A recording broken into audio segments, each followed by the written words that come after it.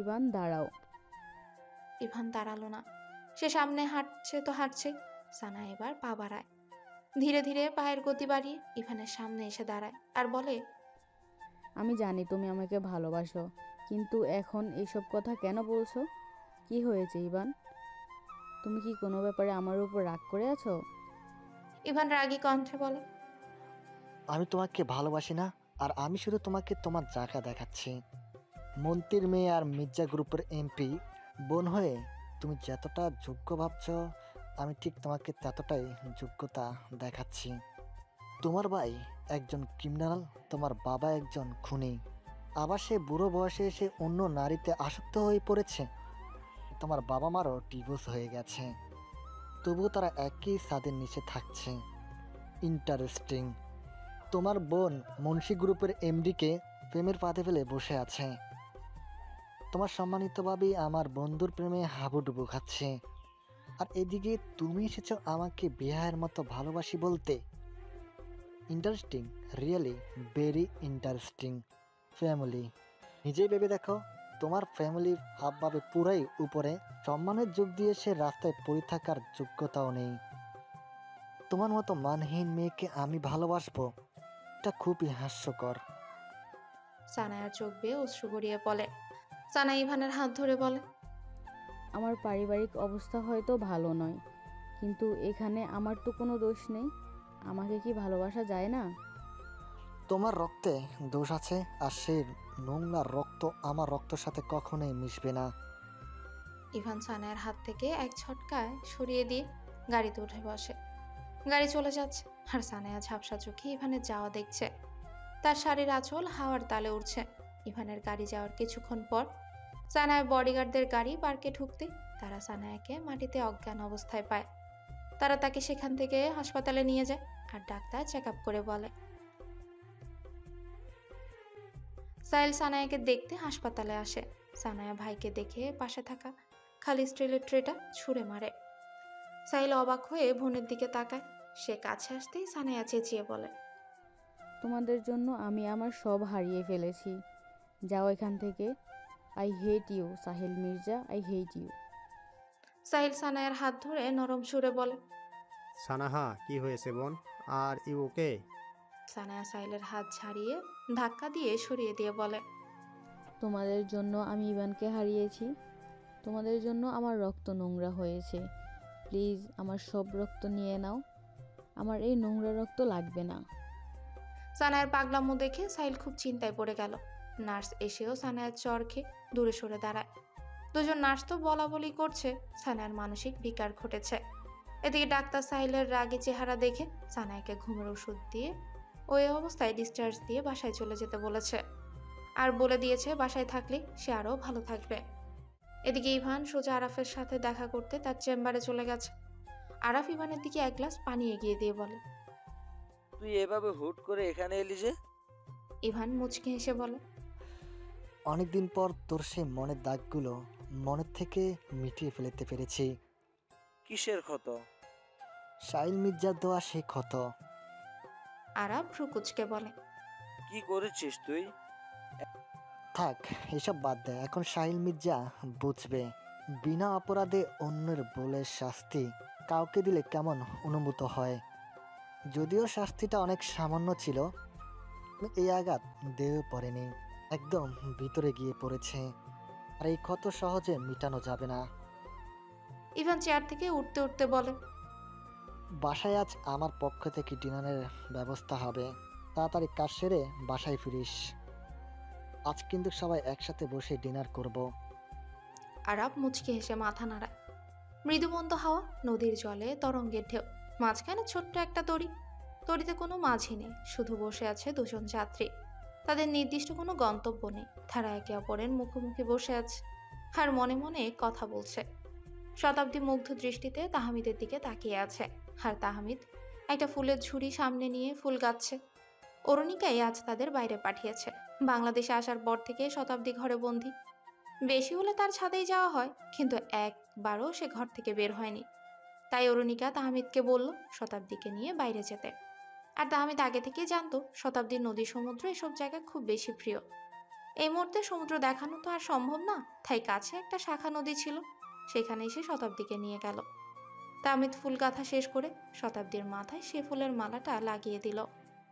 শতাব্দী তরির পাঠাতনের সাথে লাগানো কার্ডবোর্ডটাতে হেলান দিয়ে বসে আছে। তার এই মুহূর্তে একটা গান গাইতে ইচ্ছে করছে, কিন্তু তার কণ্ঠে কোনো প্রাণ নেই, তাই সে মনে মনে গাইল। তোমার ইচ্ছেগুলো, ইচ্ছেগুলো, তোমার ইচ্ছেগুলো ইচ্ছে হলে আমায় দিতে পারো।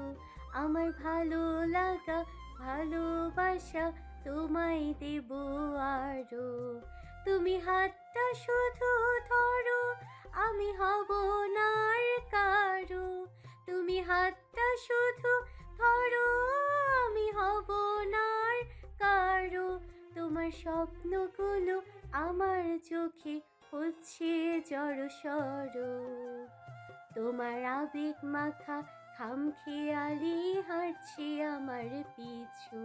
আমার আসা যাওয়ার পথের বাকি পাইনি অন্য কিছু।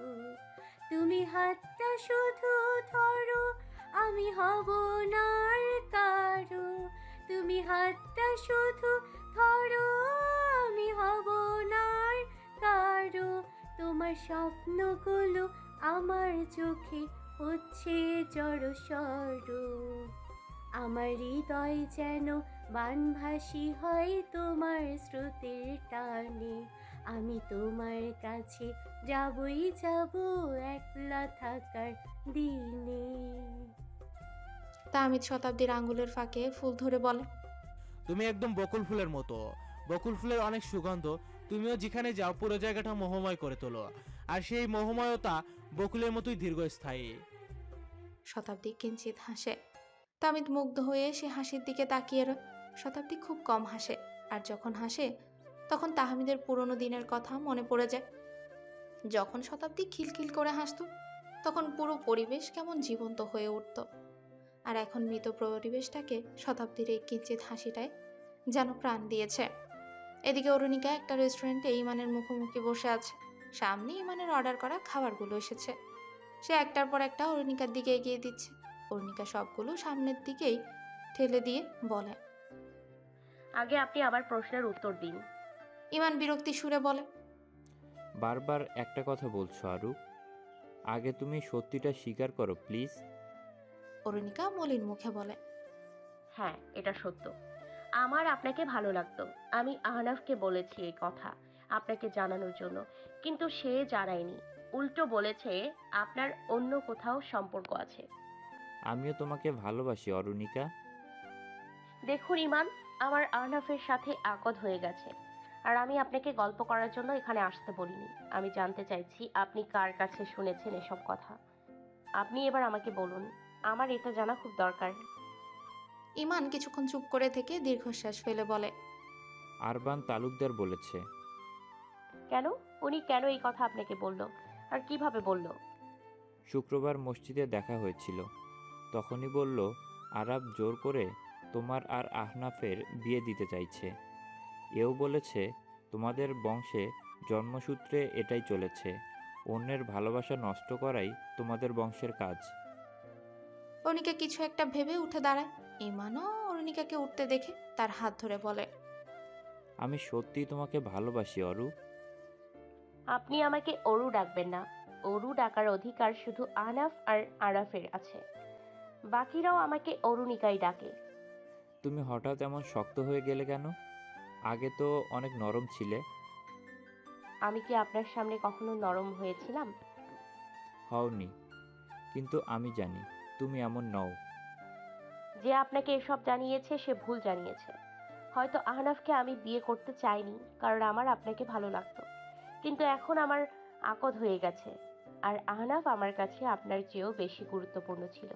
যখন আমার কেউ ছিল না, তখন সে আমার হাত ধরেছে, আর এখন আমার তার হাত ধরার সময় এসেছে। আর এবার আমি আহনাফকে প্রটেক্ট করব। অরুণিকা বাসায় এসে সোজা আহনাফের রুমে চলে এলো।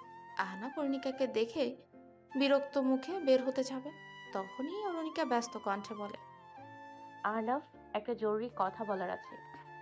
আহনাফ অরুণিকাকে পাশ কাটিয়ে সরে পড়ে।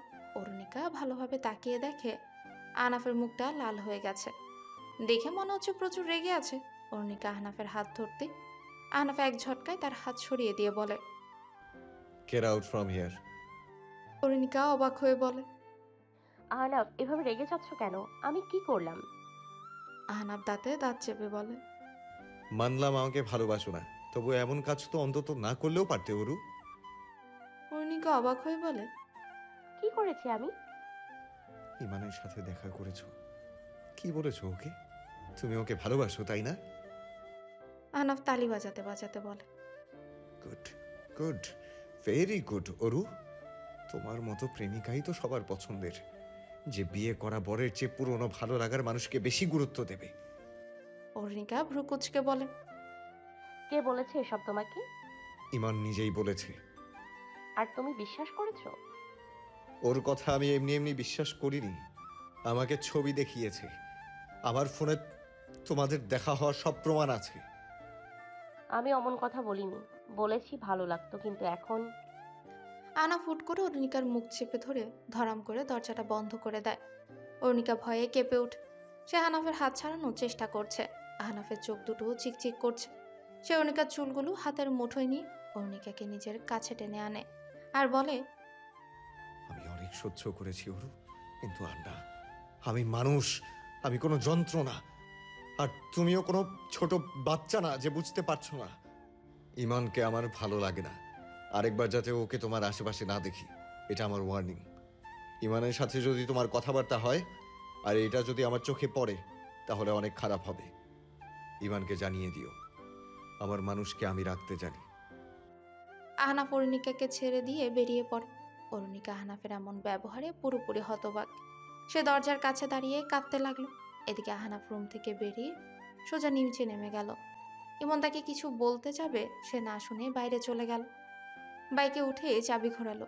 সে এলাকা থেকে বাইক নিয়ে বের হওয়ার সময় রহমতুল্লাহ একটা কালো গাড়ি নিয়ে বেরিয়ে এলো। গাড়িতে হেলান দিয়ে কাউকে ফোন দিয়ে বলে। বস, কাজ হয়ে গেছে মনে হচ্ছে। ওপাশ থেকে কেউ একজন হেসে বলে। আহনাফ আর অরুণিকার ছোট্ট কাবাব সংসার, আর মাঝখানে ইমান সেই কাবাবের হাড্ডি, আর সেই ভাজা কাবাব আমাদের খাদ্য। চমৎকার কাজ করেছো।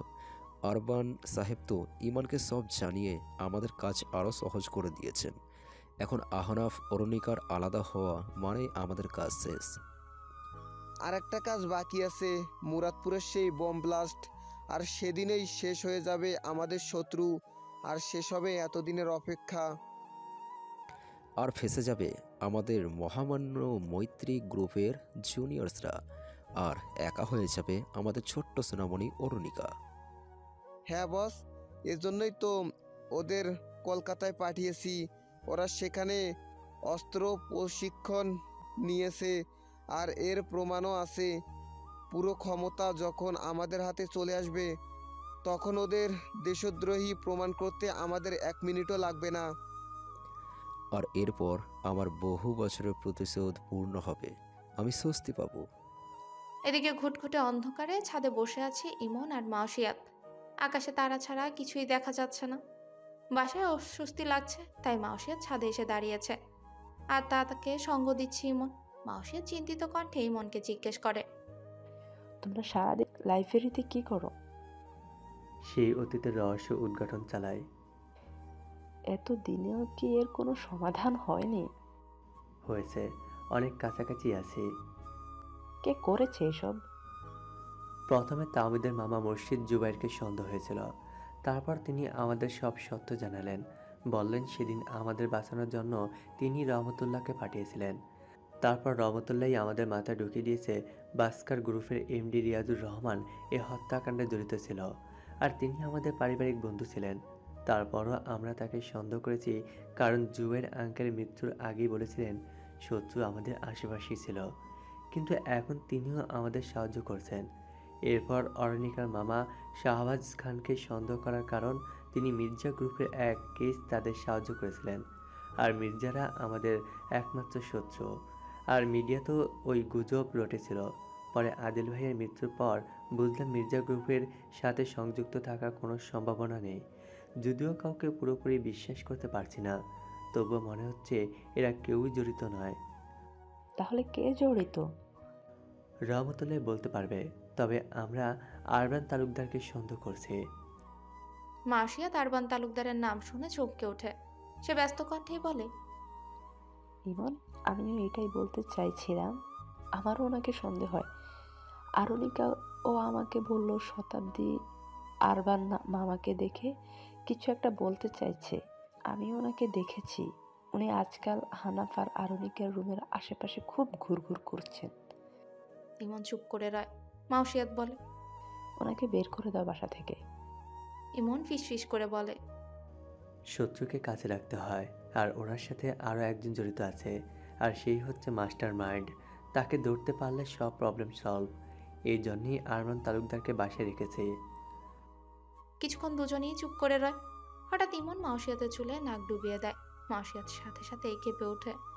ইমন মাউসিয়াতকে পেছন থেকে শক্ত করে জড়িয়ে ধরে বলে, আমাদের এত বছরের যাত্রায় আমরা অনেক পরিবর্তন হয়ে গেছি। কেউ কি জানতো চটচটে মেজাজের মাউসিয়াত আমার জন্য শান্ত হয়ে যাবে? মাউসিয়াত ইমনের দিকে ফিরে তার গালে হাত রেখে বলে, আমি এমনিতেই শান্ত হইনি, সায়ন্তী আমাকে শান্ত করিয়ে গেছে। মেয়েটার মৃত্যুটা আমি এখনো মানতে পারছি না ইমন। রোজ মনে হয় ওর ভালোবাসার মানুষকে আমি আগলে রাখছি। তোমাকে আমি ভালোবাসি ইমন, কিন্তু তুমি আমার ভালোবাসার মানুষ কম, দায়িত্ব বেশি হয়ে গেছো। আমি সায়ন্তনীকে বলেছি তোমার পাশে থাকবো। ও আমাদের জন্য হয়তো অনেক কষ্ট পেয়েছে, ওর কাছে ভালোভাবে ক্ষমাও চাইতে পারেনি, আর সেই অপরাধ বোধ নিয়ে আমি এখনো বেঁচে আছি। আর তাই আমাকে এত ভালোবাসো? হয়তো ভালোবাসার চেয়েও বেশি ভালোবাসি, কারণ তোমাকে ভালোবাসা অনেক দায়িত্ব হয়ে গেছে। তাই এই ভালোবাসা থেকে মুক্তি হওয়া সম্ভব না। ইমন মাউসিয়াতের কপালে ভালোবাসার স্পর্শ এঁকে দিয়ে বলে, আমার ভালোবাসা থেকে তুমি মুক্ত হতেও পারবে না।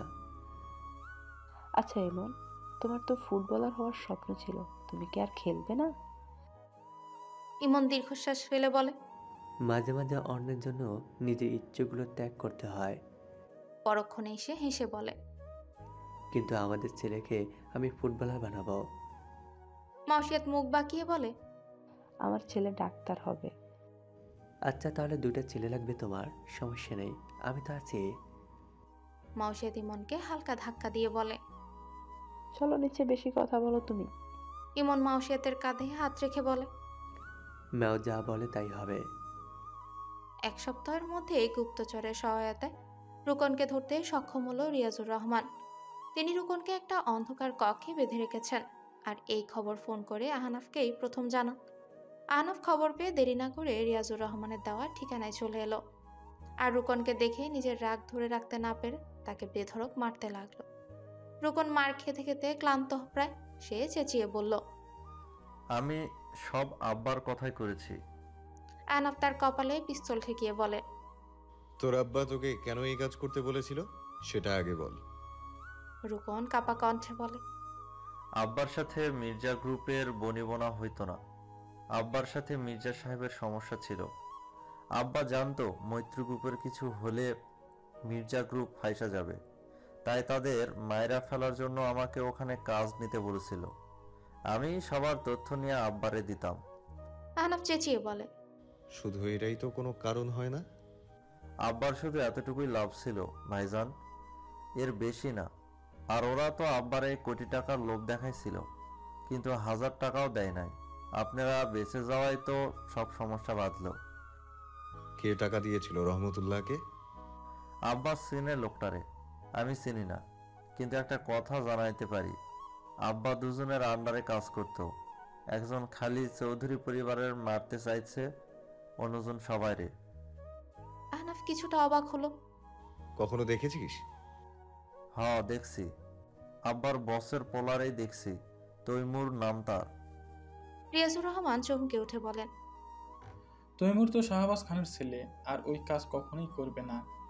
আমার কাছে তৈমুরের ছবি আছে। রিয়াজুর রহমান ছবি বের করে রুকনকে দেখাতেই সে বলে, না এইটা না।